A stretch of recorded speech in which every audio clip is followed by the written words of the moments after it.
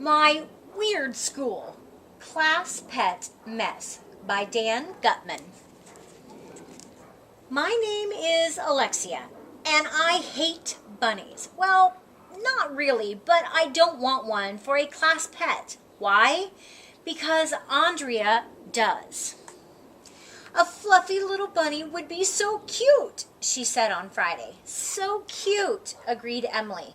Emily always agrees with Andrea. It's totally annoying.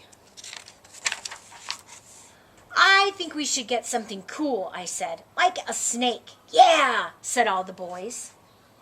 Ew, said all the girls. Mr. Cooper let us vote. Lucky for me, there are more boys than girls in the class. No fair, whined Andrea. Tough luck, AJ said.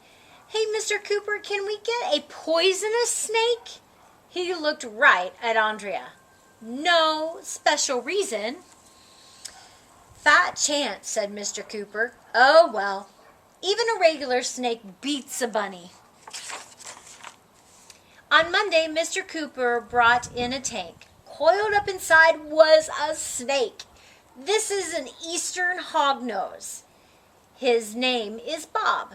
Then Mr. Cooper announced that since the snake was my idea, I got to feed Bob the first week. He mostly eats live toads, Mr. Cooper said. Gross, said Andrea, covering her ears. Gross, I said, clapping my hands. This was going to be awesome. Mr. Cooper told the class more stuff about hognose snakes. Their habits, their habitats, their defenses, blah, blah, blah. All I cared about was the toad part. I couldn't wait to try it. The next morning, I dropped a toad into Bob's tank. It wasn't as disgusting as I'd hoped.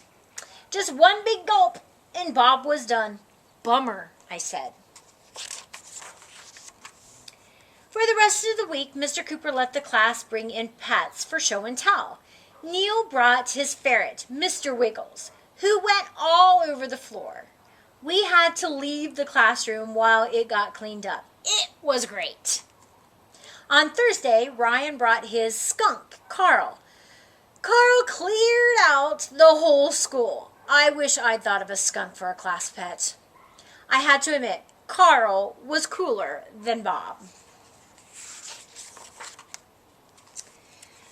I was still thinking about Bob the next day. When was the last time I gave him a toad?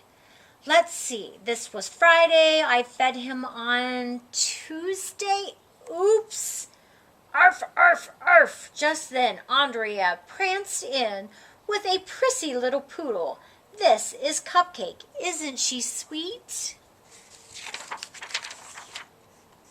Cupcake jumped out of Andrea's arms and ran over to Bob's tank. She put her face right up against the glass. Arf, arf, arf. Back off, Cupcake, I said. I got over there just in time to see Bob keel over. He was lying on his back. His little tongue was hanging out of his mouth. Oh my gosh, Bob was dead. Andrea's dog killed Bob, AJ shouted. Cupcake gave him a heart attack. We've got to do something, yelled Emily, running out of the room. Kids, calm down, said Mr. Cooper, but everyone was busy freaking out. I was freaking out the most because I was pretty sure I knew who had killed Bob. Stop, I cried. It's my fault. I forgot to feed him. He hasn't had a toad since Tuesday. Alexia, he wasn't supposed to have any toads, said Mr. Cooper. He only eats once a week, remember? Wait, you mean I didn't kill Bob? I asked. AJ started yelling again. I knew it was the dumb dog. This is all Andrea's fault. Andrea looked like she was going to cry. I'm sorry, she said. I'll take Bob home and bury him. She reached into Bob's tank and picked him up. Suddenly, Bob sprang to life. Eek! Shrieked Andrea. Her mouth opened so wide I saw her tonsils. Did none of you listen when I talked about hog-nosed snakes? Cried Mr. Cooper. They play dead when they're scared, like possums. Bob is fine. Bob is fine. More than fine. He's the best, coolest class pet in the world. Why? Because Andrea hates his guts. Will Andrea learn to like Bob? Will we ever let her forget about shrieking her head off in class? Will we trade Bob for a fluffy little bunny? Not on your life.